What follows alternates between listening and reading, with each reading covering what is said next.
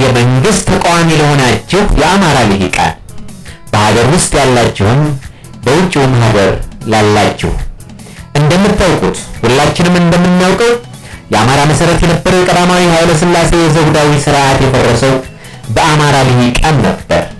በ1953 ዓ.ም ደም በመፋሰስ ጀመሩት። በ1966 ፈራረሰ። የደርግን መንግስት ያመጡት የአማራ ልሂቃን ናቸው ማለት ነው። እነዚህ የአማራ ልሂቃን ዳግም ደርግን ተቃውመው የህወሓትና የኤርትራ ተገንጣዮች እንዲያሸንፉ አግዘዋል። ላለፉት ረጅም ዓመታትም አገልግለዋቸዋል። በዚያም ኤርትራ ራሷን ችላ እንድትገነጠል አስተዋጽኦ አድርገዋል።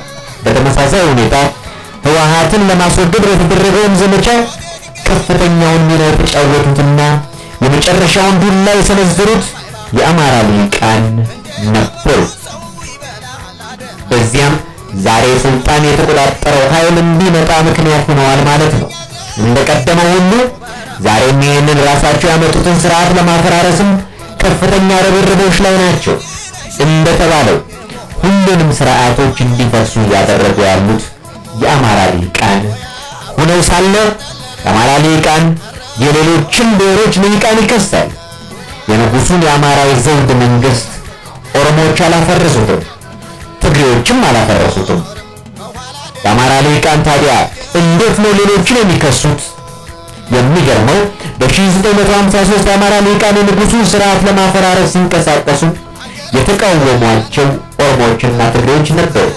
ይልቁን እንደ ጀነራል ሙልጌታ ቡሊ ያሉትን የኦሮሞ ተወላጅ መኮንኖችና እንደ ራስ ስዩም መንገሻ ያሉትን የትግራይ ተወላጅ ባለስልጣናት አብረው በግፍ አስጨፍጭፈዋቸዋል። የአማራ ልሂቃን ዛሬም ከሀገሪቱ ጠላቶች ጋር በመተባበር መንግስት ለማፍረስ እየደከሙ ነው። ከግብፅ፣ ከህወሓት፣ ከኤርትራ ወዘተ ጋር አብረዋል። በቀደመው ትግላቸው ኤርትራ ተገንጥላለች። ዛሬ በጀመሩትም ትግል ምናልባት መላዋ ኢትዮጵያ የምትበታተንበትን እውነት ያሳዩን ይሆናል። የአማራ ልሂቃን እንደ ኢህአፓ ባሉ ድርጅቶች ውስጥ በመደበቅ ላለፉት 50 ዓመታት ኢትዮጵያን አድምተዋል። ለሚሊዮኖችም እልቂት፣ እርዛትና ስደት ምክንያት ሆነዋል። ዛሬም የገዛ ህዝባቸውን የአማራውን ማህበረሰብ ማለት ነው ለእልቂት፣ ለድህነት፣ ለውርደትና ለውድቀት ዳርገውታል። አማራው ለሀገር ከፍተኛ አስተዋጽኦ ሊያደርጉ ይችሉ የነበሩ መሪዎችን፣ ጀግኖችን አንድም እንዲያጣ እያደረጉ ናቸው። ሁለትም ራሳቸው እያስገደሉ ህዝባቸውን ሰው አልባ መሪ አልባ እያደረጉት ይገኛል። ሀገራችን ኢትዮጵያ ላለፉት 50 ዓመታት መቀመቅ ውስጥ ገብታ እየዳከረች ያለችው በእነዚህ ልሂቃን ምክንያት ነው። ወይም ከ50 ዓመት በፊት በነበረችበት የእድገት ተስፋ ብትቀጥል ኖሮ ዛሬ እነ ቻይና፣ ደቡብ ኮሪያ፣ ቱርክ ብሎም ያን ጊዜ በካርታ ላይ ያልነበሩት እነ እስራኤል የደረሱበት ደረጃ የማትደርስበት አንዳችም ምክንያት አይኖርም ነበር። ለዚህ ሁሉ ጥፋት ተጠያቂዎቹ እነዚህ አካላት ናቸው። ብሔር ብሔረሰቦች በአማራው ላይ እንዲነሱ የቀሰቀሳቸው ያስተማራቸውና የመከራቸው እናንተ ናችሁ። ያንንም በትምህርት በመጽሐፍ በሙዚቃ ቀምራችሁ በራሳችሁ ህዝብ ልቂት ላይ ሚና የተጫወታችሁ እናንተ ናችሁ። ዛሬ የአማራ ጠበቃ መስላችሁ አሁንም ሀገር ለማፍረስ ራሱን አማራውን እየተጠቀማችሁበት ነው። ስታስፈጁት የኖራችሁ ታንሶ ማለት ነው። በእርግጥ የዚህች ሀገር ነቀርሳ ማንም ሳይሆን እናንተ ናችሁ። ጠላቷ እናንተ ናችሁ። ሌላ ጠላት በእርግጥ የለም። እናንተ ሳትመክሩት በአማራው ላይ እጁን ያነሳ አንዳችም ኃይል የለም። አሁን ጥያቄው እስከ መቼ ይቀጥል የሚለው ነው። ሀገር እስኪበታተን እርስ በርስ ተፈጃጅተን እስክናልቅ ወይስ እስከ መቼ? አሁን የያዛችሁትን መንገድ ተከትላችሁ የምትሄዱ ከሆነ ያለ ጥርጥር ሀገሪቱ አንድም ትፈራረሳለች፣ ሁለትም መላው ግዛቷ በኤርትራ በግብፅ እና በሌሎች ኃይሎች ብሎም በአልቃይዳና አልሸባብ ባሉ ኃይሎች ቁጥጥር ስር መውደቋ አለ የማይባል እውነት ነው። የአማራ ልሂቃን ካልበላው ጭር ልፋው እንዳለችው ዶሮ ጸጸት የማይሰማቸው እና በቀለኞች ከመሆናቸው አንጻር ያሰሩት ሀሳብ ከሚጎድል ሀገሪቱ ብትፈርስ ደንታ እንደሌላቸው ላለፉት 50 ዓመታት የተስተዋለ እውነት ነው። ታዲያ ምን ይበጃል ነው ጥያቄው? ሀገሪቱን እንድታፈርሱ መፍቀድ ወይስ እናንተን በድፍረት እስከ መጨረሻው መታገል? አሁን እንዳለው ማለት ነው። የሀገርን ሀብትና የትውልድን ዕድሜ እያባከኑ ማለት ነው። ሌላው ሀገር በኢኮኖሚ ሲበለጽግ እኛ ሀብታችንንና ትውልዳችንን እያባከንን እና እያጠፋን፣ አሁንም የአማራ ልሂቃን ደንታቸው እንዳልሆነ ግልጽ ነው። ለአማራው ጦርነት ሰርጉ ነው እያሉ ማለት ነው። ኢትዮጵያ የተጋረጠባት እርግማን ይሄ ነው።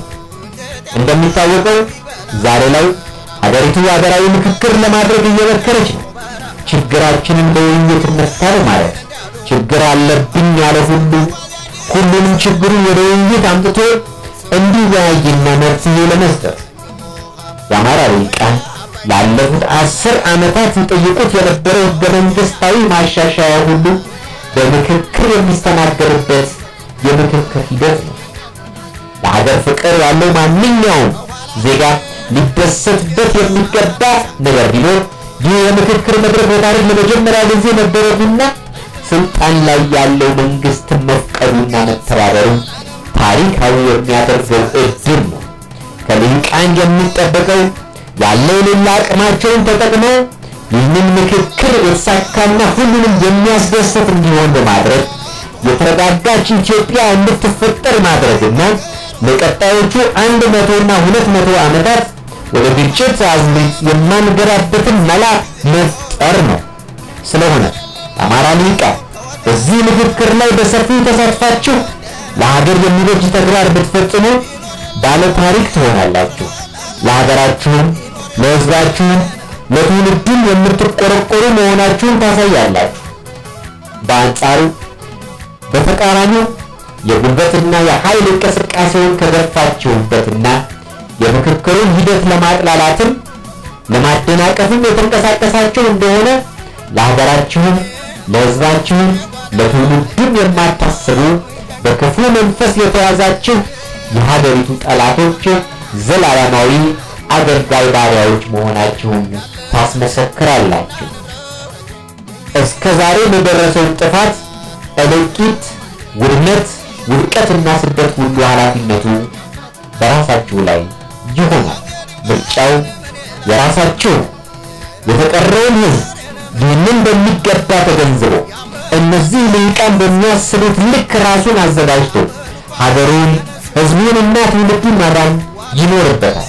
ከነፈሰው ጋር መንፈስ የሚለውን ልማድ በመተው ወይም ድንገት ቢያሸንፉስ ብሎ በመስጋት በዳተኝነት መንቀሳቀሱን አቁሞ አገሪቱ ያለችበትን እውነተኛ ሁኔታ በመረዳት ህብረቱን አጠናክሮ መታገል ይኖርበታል።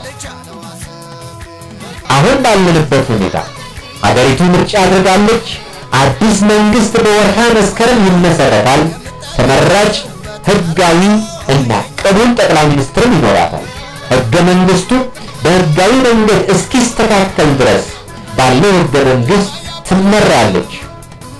አንድ መከላከያ ኃይልም አላት። ከዚህ ስርዓት ጋር መሄድ የግድ ነው ማለት ነው። ሀገራዊ ምክክሩም በቅርቡ የተሻለ ስርዓት እንድንገነባ የሚያስችል ውጤት ይዞ ይመጣል ብለን እናስባለን። ሀገርም በሁሉም ደረጃ የተለወጠ የተሻለና ያደገ አቅም ያላት ትሆናለች። ህዝቡም የተሻለ ተጠቃሚ የሚሆንበትና ለህዝቡም ሰላም የተሻለ ዘመን ይመጣል ብለን እናስባለን። ከዚህ የተሻለ እድል በሌላ በምንም አይነት ሁኔታ እንደማይገኝ ግልጽ ነው።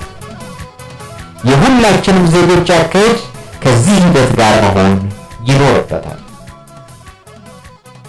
ይህንን ሂደት በንግግርም በተግባርም የሚቃወምና የሚቃረን በሙሉ የሀገሪቱም የህዝቡም የትውልዱም ጠላት መሆኑ መታወቅ ይኖርበታል። ይህ ብቻም አይደለም። በዚህ ሂደት ላይ ተግዳሮት ለመፍጠር በተለያዩ ዘዴዎች ማለትም በመገናኛ ብዙሃን፣ በኪነትና በጥበባዊ ስራዎች ጉዳዩን በመቃወም መተቸት ወይም ጉዳዩ ትኩረት እንዳያገኝ ማድረግና ህዝቡ በሌሎች አጀንዳዎች እንዲጠመድ ማድረግ ከአገርና ከህዝብ ጠላት የሚያስፈርጅ ክህደት መሆኑን ሁሉም እንዲገነዘበው ያስፈልጋል። ይህ ጉዳይ ሁሉንም ዜጋ የሚመለከት ሲሆን ሁሉም ዜጋ ግንባር ቀደም አጀንዳው ማድረግ ያለበት ይህንን የምክክር ጉዳይ መሆን ይኖርበታል። ለተሻለ ሀገራዊ ራዕይና ለትውልድ የተሻለ ዕድልና ተስፋ ሲባል በመጨረሻ ለአማራ ልሂቃንም ሆነ ለሁሉም ብሔር ብሔረሰቦች ልሂቃን እንላለን።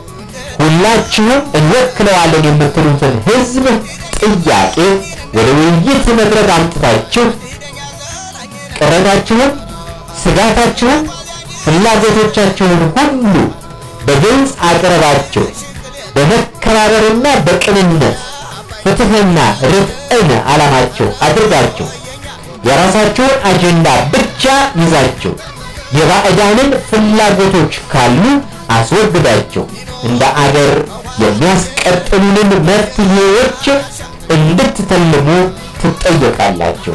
በተለይ የአማራ ልሂቃን ጫካ የተገባበት ምክንያት በእርግጥ የአማራ የህልውና አደጋ አሳስቧቸው ከሆነ ያንን የህልውና አደጋ ለምክክር ኮሚሽኑ በማቅረብ መፍትሄ ማግኘት እንዲቻል መስራት የምትችሉ ሲሆን ተጨባጭ ያልሆነ የማይሆን ጥያቄ ወደ መድረክ ከማምጣት ተቆጥባችሁ የእውነተኛ ምክክርና ድርድር እንድታደርጉ ትጠየቃላችሁ። አሁን ባለው ወቅታዊ ተጨባጭ ሁኔታ ሀገሪቱ እንድትቀጥልና የመፍረስ አደጋ እንዳያጋጥማት ያለው ብቸኛው አማራጭ ይህ የምክክር ሂደት በመሆኑ ሁሉም ዜጋ በትጋት በንቃት እንዲሳተፍ ይጠበቃል። የመገናኛ ብዙሃን የህዝብን ጆሮ ተቆጣጥራችሁ የያዛችሁ ከመሆናችሁ አንጻር አጀንዳ ሰጪዎች በመሆናችሁ ለዚህ ምክክር በቂ የሚባልና በጎ አስተዋጽኦ የሚያደርግ ሚና ልትጫወቱ የግድ ይላል። ምሁራንም ሁሉም ነገራችሁን ለዚህ ሂደት መሳካት መዋል ይኖርባቸዋል። አርቲስቶችም የህዝብን አትኩሮት ከዚህ አጀንዳ ውጪ ለማድረግ ከመሞከር እንድትቆጠቡ ያስፈልጋል። መምህራን፣ የመንግስት ሰራተኞችና አጠቃላይ ህዝቡ በተለይም የሃይማኖት መሪዎች አትኩሮቶቻቸውን ሁሉ በዚህ አጀንዳ ላይ ማድረግ ይኖርባቸዋል። የንግዱ ማህበረሰብ አባላት ከአፍራሽ የፕሮፓጋንዳ የኪነ ጥበብ ዘመቻ መቆጠብ እንዳለባቸው መረዳት ይኖርባቸዋል። ይህ ሳይሆን ቀርቶ ሁላችንም የሚገባንን ሳንፈጽም ቀርተን ወይንም ብዙዎቻችን በተቃራኒ ተሰልፈን ይህ ምክክር እንዳይሳካ መሰናክሎች እየፈጠር እያጥላላንና እያንቋሸሽን እንዲመክን ያደረግነው እንደሆነ ከግብፅም ይልቅ የሀገራችንና የህዝባችን ጠላቶች እኛ መሆናችንን መገንዘብ አለብን። ያንን ተከትሎ ለሚመጣም እልቂት፣ ውድቀት፣ ውድመትና ጥፋት ሁሉ ተጠያቂዎች መሆናችንን ማመን ግድ ይሆናል። ለዚያም ጥፋት በራሳችን ላይ ሊደርስብን የሚችለውን ውድቀት፣ እልቂት፣ ስደትና መከራ ሁሉ መቀበል ግድ ይሆናል ማለት ነው። ይህ ሀገራዊ ምክክር በሚፈለገው ደረጃ ካልሄደና ካልተሳካ አሰናካዮቹን እኛው ዜጎች ከሆንን ማንኛችንም ለህይወታችን፣ ለንብረታችን፣ ለልጆቻችን ሁሉ ዋስትና እንደማይኖረን በእርግጠኛነት አውቀን በኃላፊነት መንቀሳቀስ ይኖርብናል። እናመሰግናለን። በፓራዶክስ ኢትዮጵያ ቀረበ ሐምሌ 2018 ዓ.ም